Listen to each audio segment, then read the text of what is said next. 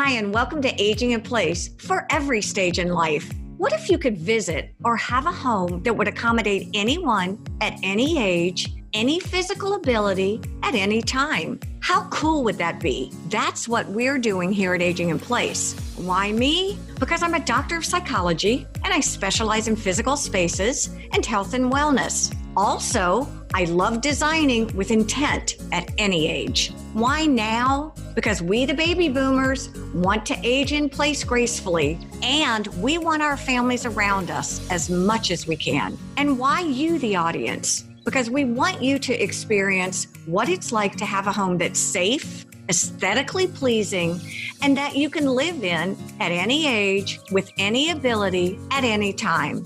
I'd like to introduce you now to Aging in Place podcast for every stage in life.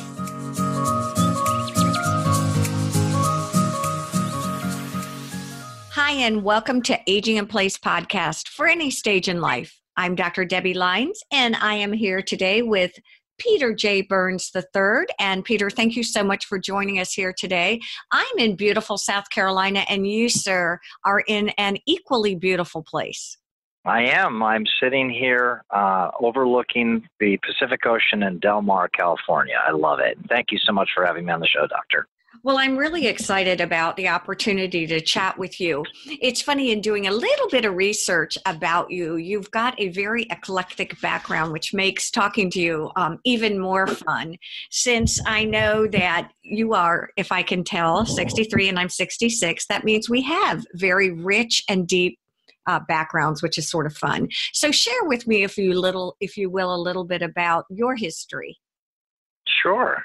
So I was raised on the East Coast, very nice New England family, and I grew up in New Canaan, Connecticut. My dad was a advertising executive, pretty well known. He worked for a couple of the big ones, Ogilvy and Geraldine, and there actually is a television series, Mad Men, that is sort of a composite of his life.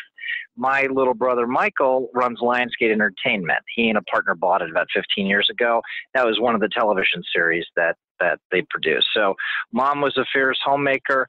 I always went to a different drummer. Everyone in my background, pretty much corporate, very successful CEO types, and I went to a different drummer. So I've been an entrepreneur my whole life. Love that. At 17, I entered into the United States Army, and It was at the end of Vietnam, and that was an eye-opener. I go from country club in Darien, Connecticut, to the swamps of Louisiana on the Texas-Louisiana border. That was interesting. I was very fortunate. I was granted a Secretary of the Army appointment to West Point. They plucked me out, sent me to West Point Prep School, and I also won an ROTC scholarship, which I took at the University of Virginia after I gave back my West Point appointment to the alternate. Mm-hmm. While I was there, I was fortunate enough to be offered a slot in a senior level course called entrepreneurship. And back then, and this was in the late 70s, they couldn't even spell entrepreneurship in most of our universities. And that's true. So I felt very, very pleased. I loved UVA, and I came up with an idea that turned out to be very successful and was the foundation of my entrepreneurial fortune, which was the end of my military career and the end of my basic schooling. I did end up going back to school. I went to Harvard Business School's OPM program about 10 years later, but never actually got my undergraduate degree or any of the other degrees, as a matter of fact. But I'm a consummate entrepreneur. I've started 150 companies since that first one. Oh my God. Do you think entrepreneurship is a genetic thing? Well, my father was corporate, but my grandfather was very, very entrepreneurial-oriented. Even though he had a corporate background, he was the head of Sterling Drug way back when, Bear Aspirin. Oh, interesting.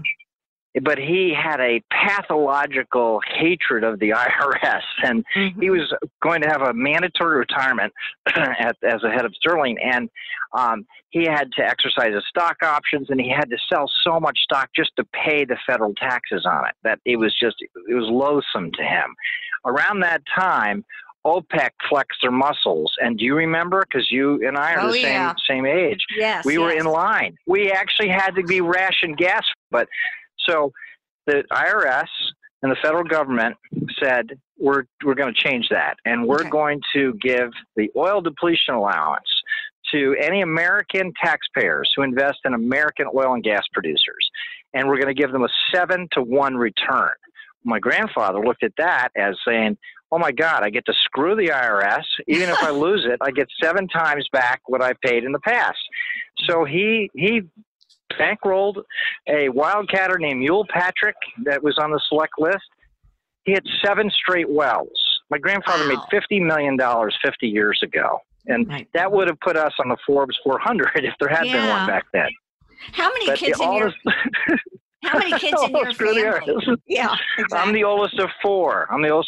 My brother Michael runs Lionsgate Entertainment. My brother Kevin has a private wealth fund worth $5 billion. And my sister Lisa is married to an investment banker. So I'm like the black sheep of the Burns family. Oh, we always love a black sheep of the Burns family. That's always fun. All right. Talk to me about this, some of the ventures that you've had before this boutique group home. Sure. Pretty much been in everything. You mean if I just want to go through just the stuff I'm in right now, I have a cryptocurrency funding company. I have a very large travel company. I have a partnership with the country of Vietnam. I have, I can't even think. I've got so much stuff I don't even know. The only business I haven't been in is a restaurant or bar because I learned early on that you have more partners than you think you do. And I just didn't want to be at the mercy of people stealing money from me and stuff like that. I'd rather eat there. I could never lose as much money by owning one. I love it. So because you're a character, I'm going to ask you, what are some of your passions? What do you love? Oh, this is just fun. Entrepreneurship is my total passion, and I love helping other people become entrepreneurs. So because I learned in the classroom at University of Virginia's McIntire School of Commerce so long ago, my professor invited me to come back for 10 years till he retired. And I was able to catch that bug for academia to teach young entrepreneurs. That extended after my divorce. My former wife moved from her place on Sanibel Island on the west coast of Florida to Arizona, where she had family. My 2 little girls and I followed out there. I enrolled my youngest daughter in the Barrett Honors College at ASU, met the dean, took him to lunch a couple days later, and he allowed me to become an adjunct faculty member teaching my own brand of entrepreneurship. And I called it Ready, Fire, Aim, which is basically the story of my life. Go ahead. It was fantastic because what I was able to do is I was able to have these little geniuses in the top 5% of the school at the Honors College. They actually took my ideas that I hadn't started yet and created a business plan, executive summary, financial statements and stuff. And the 19 students produced 13 business plans. I started 5 companies. A couple are still going. This is back in 2005 and 6. And it was tremendous. I just got such a love of it. So the 19 students turned into 94 students the second semester with 4 classes. And then Grand Canyon University invited me to come over and start the first college of entrepreneurship in the United States. And because I don't have a master's or doctorate, I couldn't teach, so I had to co-teach with the teachers that I brought in to be the instructors. But that was cool. That worked out really well. So what do you think sets you apart when you said you sort of have your own style or brand of entrepreneurship? What does that look like, taste like, feel like?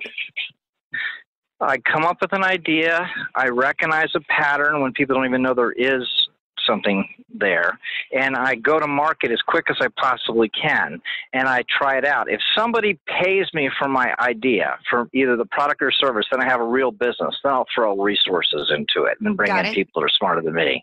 I just try it. I don't know how not to do something. Is there a genre of businesses that you gear your passion toward, or is it pretty broad spectrum? It's very broad spectrum, but if I had to say, I'd say service businesses are the easiest, quickest, fastest, and the largest profit margin. And you can turn on a dime by just modifying whatever it is you're doing. I found many companies that I've started, a branch of or a part of turns into something way better than the whole.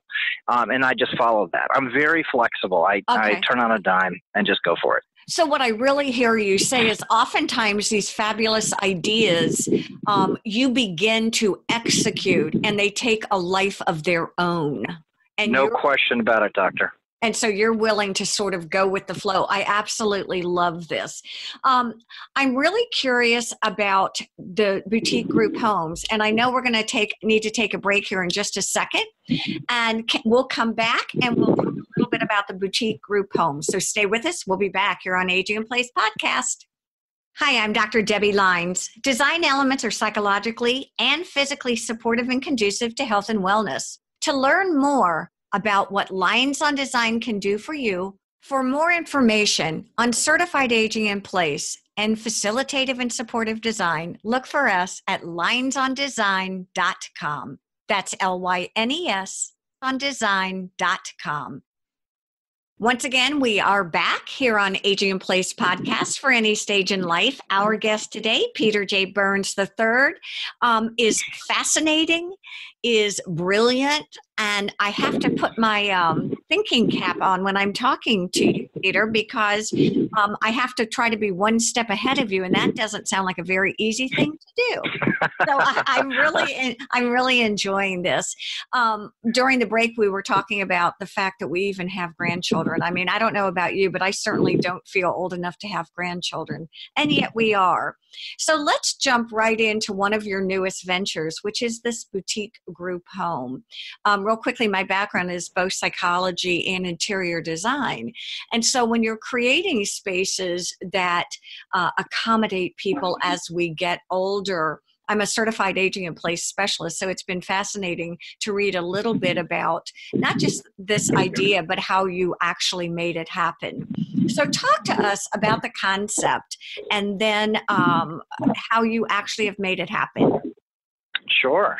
Thank you, Doctor. So my father was aging in a very nice assisted living home in Santa Monica, where my brother has his film company. And I got to visit him, and I was actually with him in the last weeks of his life, which was a real blessing. Mm-hmm. And I couldn't believe the luxury associated with some of these places. On the water, 4-star restaurant, every imaginable amenity, and the different floors had different characteristics for the people that had different medical issues. He was fine and ambulatory and everything else until he broke his hip, and that was kind of the end of that. But what I did is I learned about that business. Okay, wasn't it an independent living place and then had assisted living? This was, in his particular case, it was assisted living, which was, they had all the medical if you needed it, but if you didn't, it was basically just independent living, which was really nice, all apartments. Yeah. So that kind of put a bug in my ear, and I thought to myself, gosh, I've been single for 24 years. Mm-hmm. I would like to be in assisted living. Yeah, I like that. I like that everybody take care of me. I was going to say, I like having people who do my work for me. It's all good. Oh, yeah. So I write a blog on LinkedIn and got an active readership, and I have a number of different businesses, one of which is a funding business I call Burns Funding, which is nothing more than an aggregator of all of the people I do business with over the years funding businesses. And I've funded about $600 million in debt funding over the years. So I have quite a readership. And I was approached by a man who I knew 20 years ago when I moved to Phoenix after my divorce. And he sold me a spectacular mansion, circa 1929, 10,000 square feet. He even threw a Rolls-Royce convertible in when I bought it, which is another story. But he reached out to one of my blogs, and he said, Peter, remember me, Tim? I sold you the mansion. And he said, I'm in another interesting facet, and I need gap financing. And so I called him up and I said, hey, Tim, of course I remember you. How are you? And he said, listen, Peter, I have this incredible opportunity, but I don't have the money to do it. And I'm looking at your Burns Funding and how you might be able to provide this for me. I said, sure, what do you got, Tim? And he said, well, about a year ago, the law changed, and it allowed anyone to open up a group home anywhere because it was discriminatory if you didn't let them. And HOAs couldn't keep out a group home. And there happens to be a very large 111,000 resident retired community called Del Webb, Sun City, et cetera, in Arizona. And so he said, I have been buying homes, single-family homes, reconfigure them to 10 bedrooms, 10 baths, and do all ADA-specific universal updates. Design, sure. Mm-hmm. Right, which allows you to then have it licensed as an assisted living facility, as a group home. And I said, well, that's interesting. I said, what do you need me for? He goes, well, I've been buying the locations. I get a hard money loan for 70%, put 30% down, and throw another $100,000 in construction. But I increase the value by about 50% after I get licensed, but I don't have the money to carry it and to turn it into and so I've been selling to investors on the Delta, and I go, okay, so why don't you send me the numbers? And he did. And I looked at it and I go, wait a minute, you're putting $400,000 or $500,000 in, it's worth $750,000 the moment you license it, but you have a $20,000 a month net profit on each house? I go, Tim, how many have you done of these? He goes, 13 in a year, but they belong to somebody else. I want to run them themselves. I said, well, I'll not only lend you the money, Tim, I'll be your partner. That was in late June. We have our first 3 opening up as we speak. I'm going to say within 2 weeks, 3 weeks, and all reconfigured, magnificent homes. And then an interesting thing, I get a lot of my ideas when I sleep, of all things. Absolutely. I go to bed. Yep. And so I woke up one morning really early, and I called him up, and I said, hey, Tim, tell me if I'm crazy or this makes sense. I said, my dad was paying $15,000 a month for a studio 15 years ago in this really nice assisted living facility. Yeah. Well, what about the people that have a little bit of money when they like to up their game and live somewhere that they were used to, the luxury? And I said, why don't we turn a mansion into a group home and just charge more money with all the amenities? Sure. And he said, that's brilliant, and you can do it. And he called me back later on the day. He goes, you're not going to believe this, Peter, but the mansion I sold you 20 years ago can be repurchased for less than I sold it to you 20 years ago. I said, let's buy it. So that's going to be the 4th. Crazy. You should see this place, too. You should see this place. Where is it in Arizona? It's in the Phoenix Country Club, which is like this little oasis. It's where they used to have the Phoenix Open. I'm right on the first hole. Okay. Got really famous neighbors and all this good stuff, and they're going to be thrilled to death to have a group home there.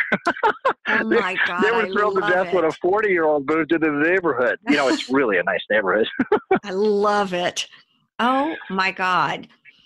So you will have. Do you want to do them across the nation? Well, here's the interesting part. Remember I mentioned 111,000 retired residents in the Del Webb communities of Sun Lakes?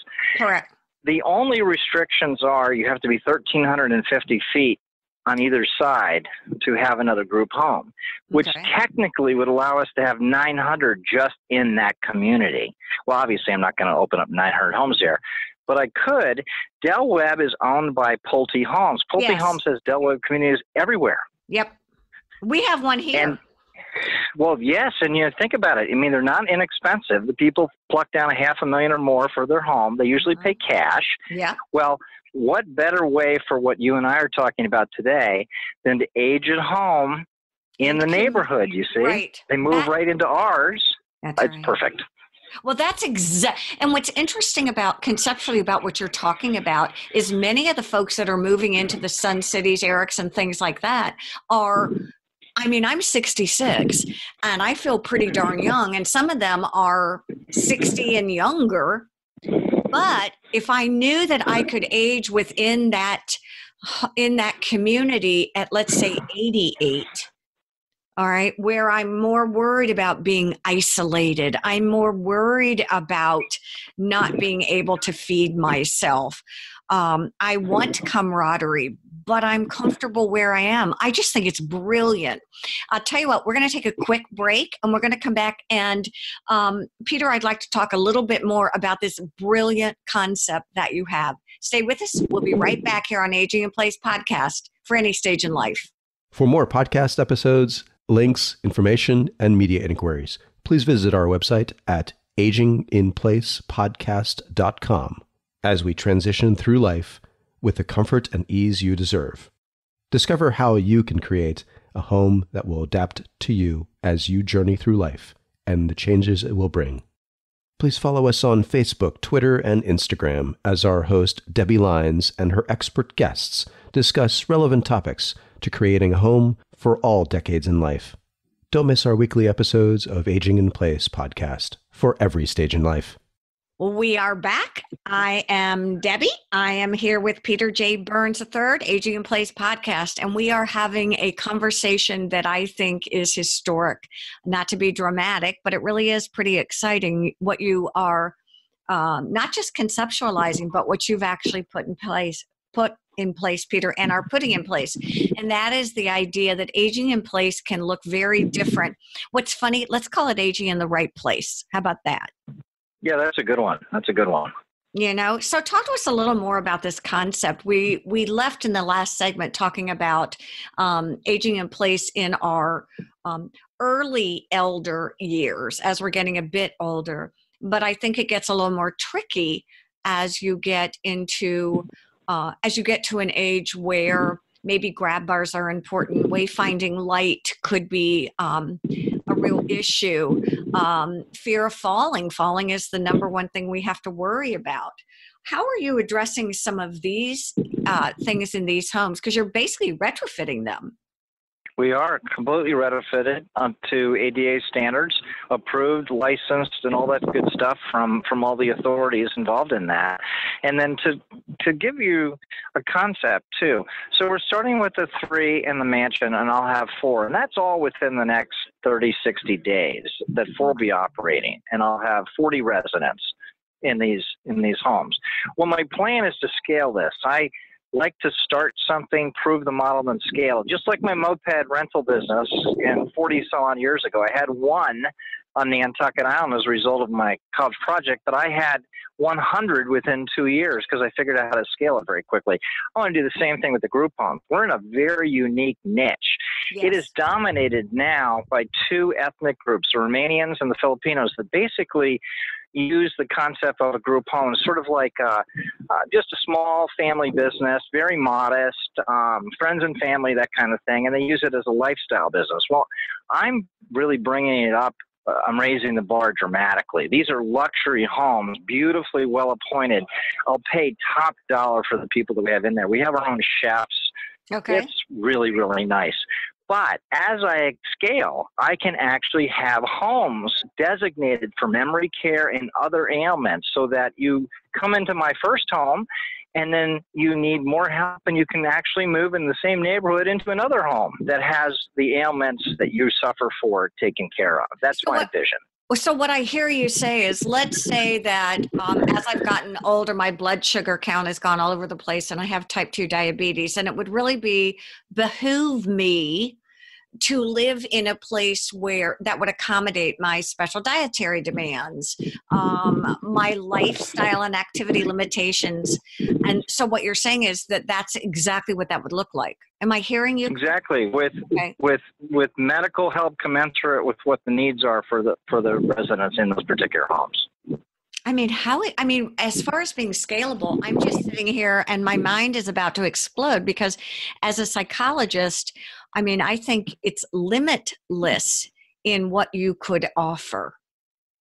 Well, doctor, there are 10,000 Americans turning 65 every day of the year. Well, obviously that's still young. You and I are young, right? So they are too. Yes, As a matter of fact, I have to tell you this. My builder, who's my friend, his name is Tim Hurst. He and his wife are both 81, and you'd never know it. See? He's been building for 50 years, and he's like my poster child. We're going to use him on all of our collateral materials because he and his wife are lovely, and they are the age that you should be slowing down. He's not. That's great. Well, listen to you and I just talking. What have we known each other now 20 minutes? And we're already talking about being 60, 63, 66 years old, feeling young and being excited about being able to choose where we will do our aging in place. I think we are the first generation that has looked at this getting older as an opportunity rather than as something to be dreaded. Exactly. I'm kind of excited by this. No more depressing moves to assisted living facilities where you're stacked like firewood, or or put into a depressing rundown group home, unfamiliar neighborhood. You're actually in It's a new business model. Sure. We're taking advantage of the Fed court rulings, intuitive financing, and the construction, the top level construction, with hiring the best and the brightest to come and work with these people, giving them more opportunity than they had, maybe even where they lived in the home. And that's what it's all about. You keep people stimulated mentally, physically, all the above, and they live longer and happier lives, not just holding on to dear life. They're actually happy and engaged, and that's what it's all about, right? I totally agree with you. I think we're looking at quality of life, and I think evidence shows that staying within a community that you're familiar with is one really important way to maintain health and wellness and a quality of life. So once you do Arizona, do you have other areas scoped out? Are there specific areas in the U.S. that you think look particularly appealing? Where you are? Yeah. Texas, Florida. Uh-huh. I mean, there's so many places. It's really, I'm going to take the game plan that I am managed to luck out in Arizona and simply replicate it. But seriously, I could have many, many group homes in Arizona to start with. It could be a really large business. This represents what I consider to be my first unicorn, because the growth is exponential. I absolutely love it. Can you share with us just a few things that people can expect when they walk into one of these homes that I think might surprise them? Well, for one thing, they're not dark and uninviting. They are beautiful and gorgeous and lit up, and there's wonderful landscaping outside, and there's activities that you can have on the premises themselves. You're welcomed by the staff of the home, who is happy because I pay them more than they could ever make before. And I have my own chef in each one of these places. You sit down to a really nice meal, have it served. You have all of the accoutrements, everything that you'd get in resort living, but it's your home, and you share it with up to 10 like-minded individuals in your own private bathroom and bedroom. And it's much nicer than you can imagine. It's like being back in college, but we're a bit wiser. We can still have fun. There you go. There you go. You can't, when you stop having fun, what's the purpose, right? Oh, I totally agree with that. Well, here's the next question then. Is this co-ed living? Is this basically you just? Yes. Okay. That's even more fun. How good is that?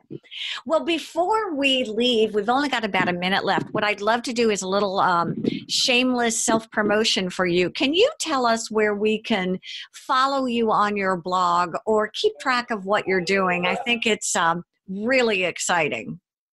Sure. Well, the actual website you go for this particular application we're talking about is just www.boutiquegrouphomes.com. And then you can follow my blogs and the other things that I'm involved with. I have 10 businesses simultaneously at one time. I have the attention span of a gnat. And you just go to peterjburns3.com, peterjburns3.com.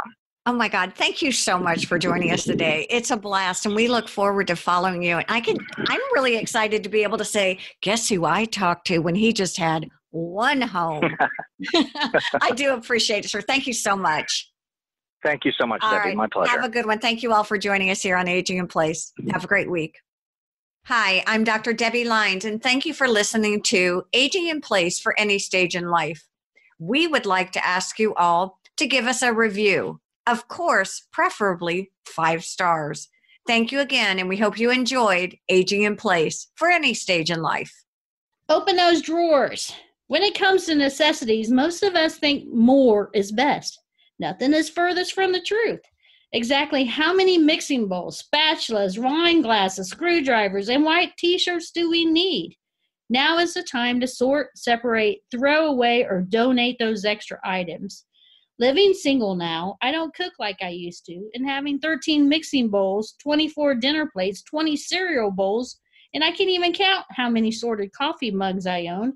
And considering I've only been drinking coffee for 2 years, getting rid of duplicated items in the kitchen, bathroom, really 9 bottles of shampoo, and closets. I think I gained 200 square footage in my condo.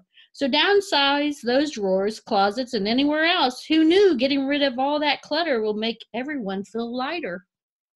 Wow, Peter J. Burns, what a great interview we had today with you. We try to leave every interview with a takeaway. And I think the takeaway is this: don't be afraid of a new idea. It just may be the perfect thing for the future. Thank you so much for joining us here on Aging in Place podcast for any stage in life. Aging in Place podcast is hosted by Debbie Lyons and produced by Henrik de Gior.